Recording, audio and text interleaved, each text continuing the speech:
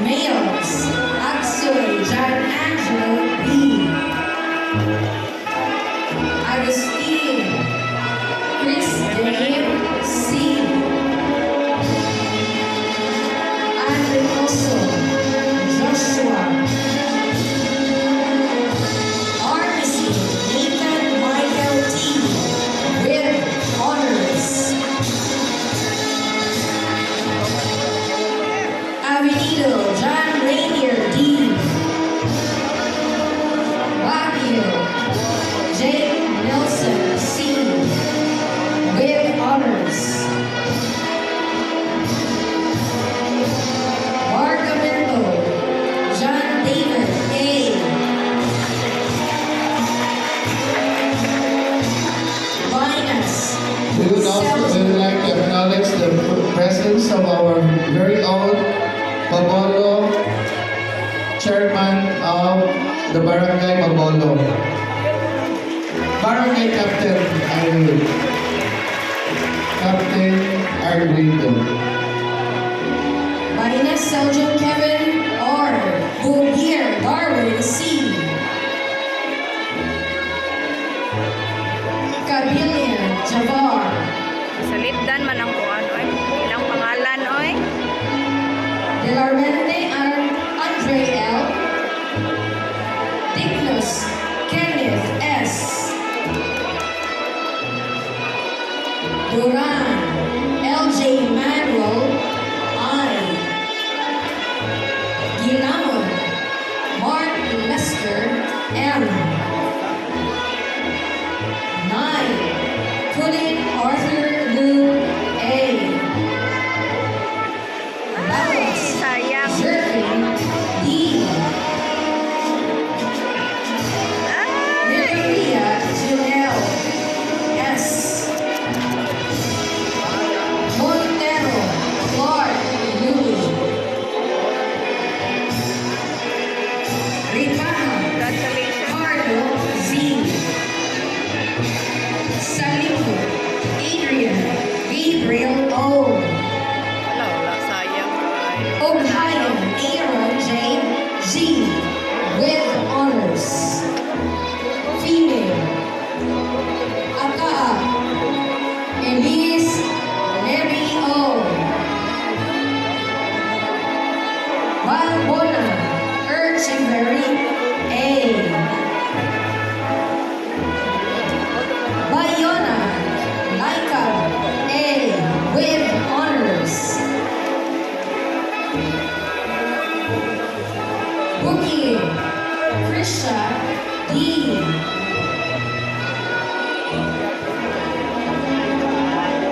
Anita Valerie C.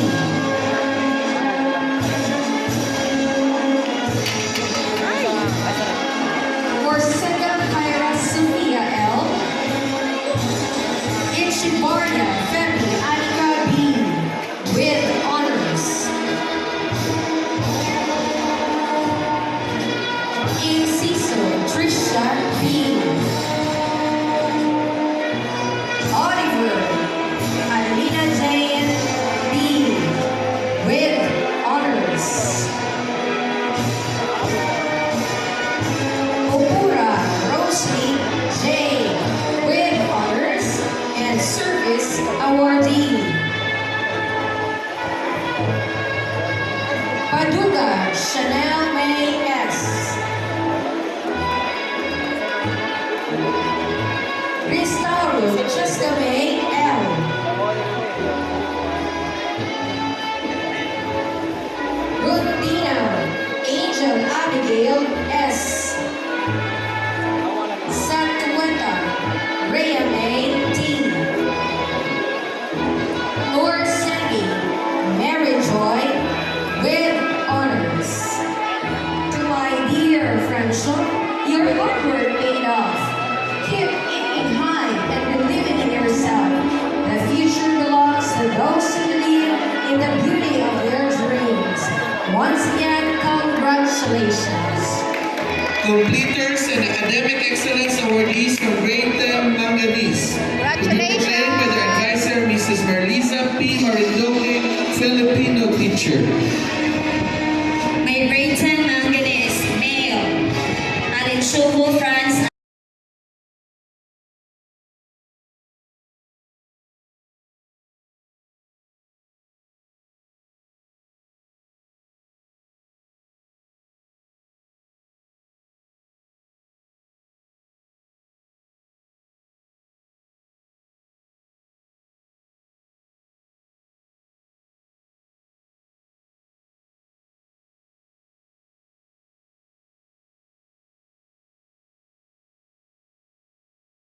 before we begin, I would like to thank God who has guided me throughout this journey. I would also like to acknowledge the presence of our honorable guest speakers, our dearest principal and the rest of administration personnel, loving teachers, proud parents, and fellow completers. A pleasant morning to everyone.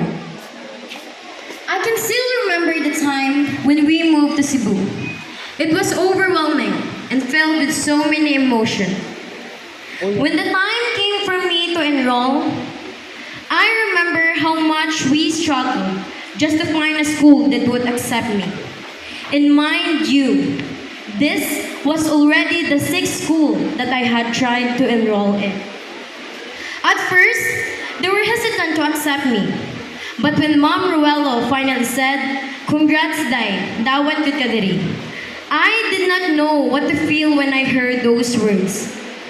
It made me realize the quote once again. Everything happens for a reason.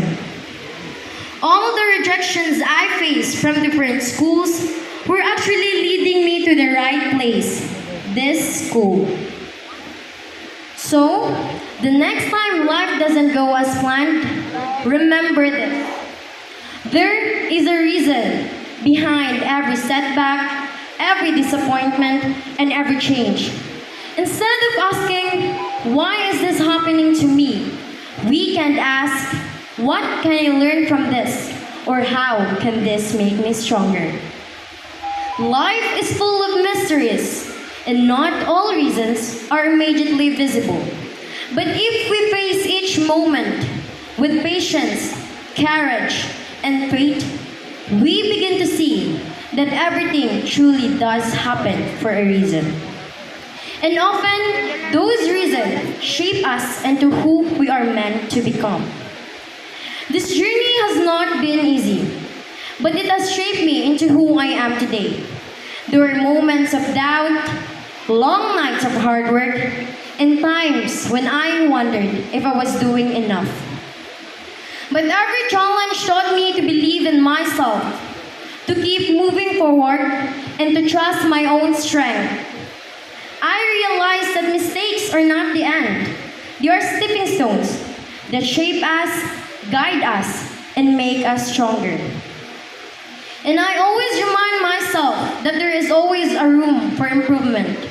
No matter how much I have achieved, there is always something to learn, a skill to sharpen, or a challenge to overcome. And now, after a long 4 years, here we are. We've gone through countless sleepless nights, pushing ourselves just to earn the grades we dream of. There were moments when we questioned our own worth because of the grades we received. Moments when doubt crept in. And above all, we carried the weight of pressure every single day. But let us also not forget what we went through last year. It was a year full of fear. Nights when we felt the ground shake from earthquakes, days when powerful storms tested our courage, and moments when uncertainty and worry seemed to surround us. Yet, despite all the challenges, despite the fear that tried to hold us back, here we are, standing strong, together, and unbroken. We are standing here with hearts full of hope, minds full of dreams, and a determination that no storm, no quake, and no obstacle can ever take away. And this is only the beginning of the strength we will carry with us into the future. At this juncture, I would like to express my deepest and heartfelt gratitude To all the people who have supported me and made this journey truly exciting. To my Savior, my Almighty God, thank you for always giving me strength and for answering the prayers of my heart. Your guidance and love have carried me through this journey, and I am forever grateful. To my beloved family who traveled from afar just to be here for my moving up ceremony, thank you for your endless support. To my parents, Ma and Pa, I would not be standing here today without you. You are the reason I found the strength to face every challenge and keep going even when life is tough. Please always remember that this achievement is because of you.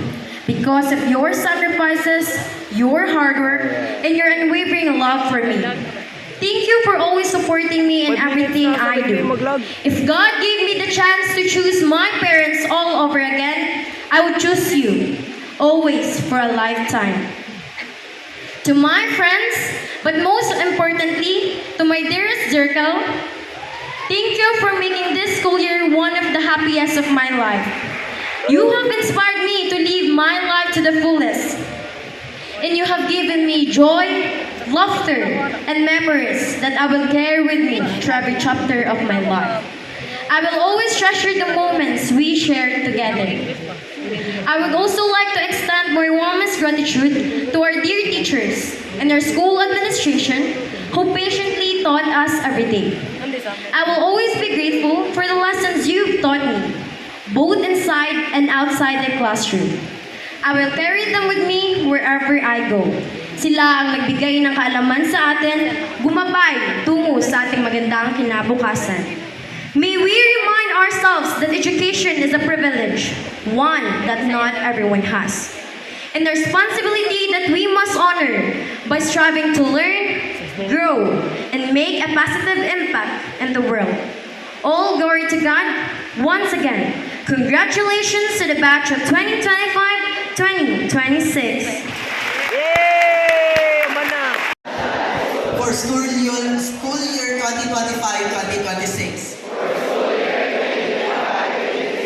Solemnly pledge before God and everyone present to carry the knowledge imparted to us by all our mentors and imbue the values instilled in us at all times. We swear to be of service to our immediate community with all our mind, heart, and soul. By doing every effort to uphold the vision and mission of the school. That help shape who we are today. With dedication and loyalty, we promise to become the person whom our alma mater, Bacolod National High School, and our parents would be proud of. And as we pursue our aspirations in life, may God be in the midst of our every endeavor. So help us God.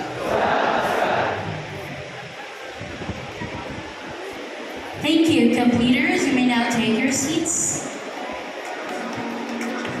Yung plug kasamok pa. And now, as we cap off this I am still here. So meaning you endured. Nagpadayon nila hutay. Okay? Every challenge you faced was a teacher. Tinodili. Tinod. Okay? Every setback kay liso na imong itanong. Okay? And now as we stand tall, remember this truth. Success is not the essence of struggle, but the presence of courage. Again, say it with me, my dear completers. Let's say, my success is not the essence of struggle, but the presence of success. Again, let's say it. My success is not the absence of struggle, but the presence of success. Again, congratulations and thank you very much.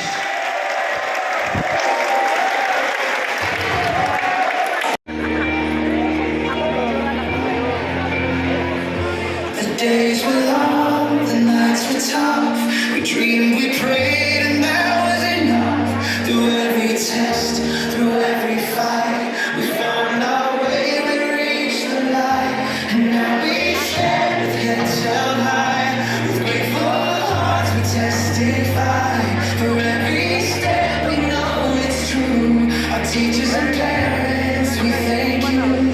We made it through, together we shine. Our dreams are here, the future's mine. With love and faith, we'll see it through.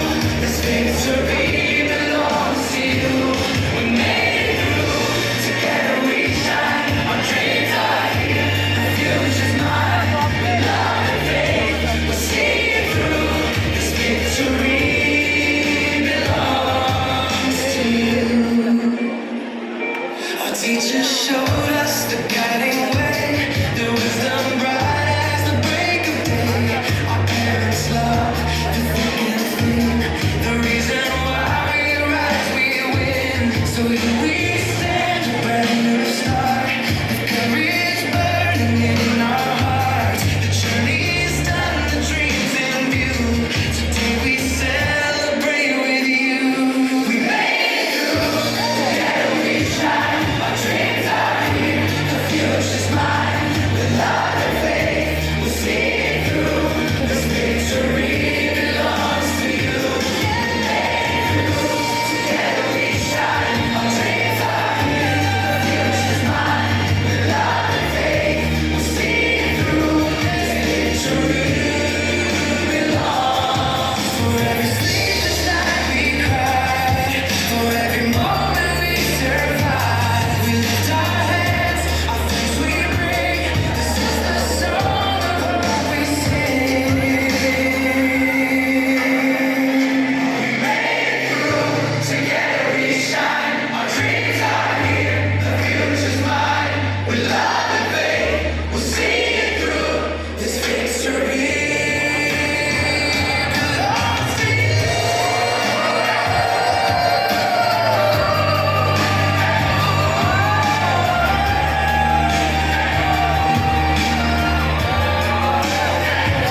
Today's the day.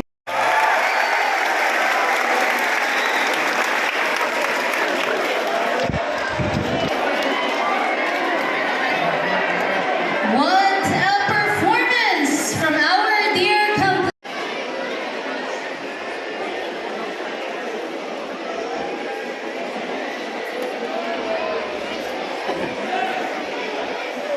Kanta po sila. Kanta ba?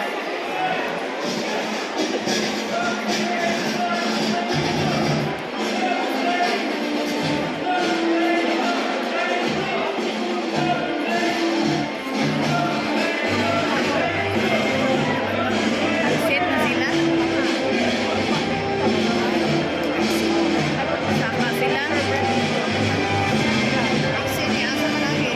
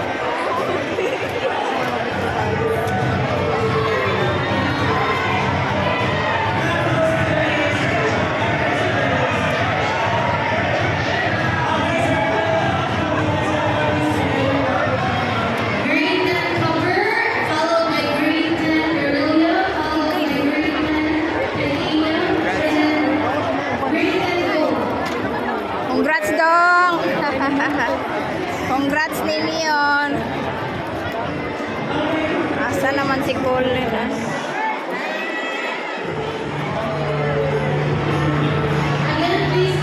Ay na, congrats! Congratulations! Na, asa mata dito ta? Di, dara sabi. Wow, yala.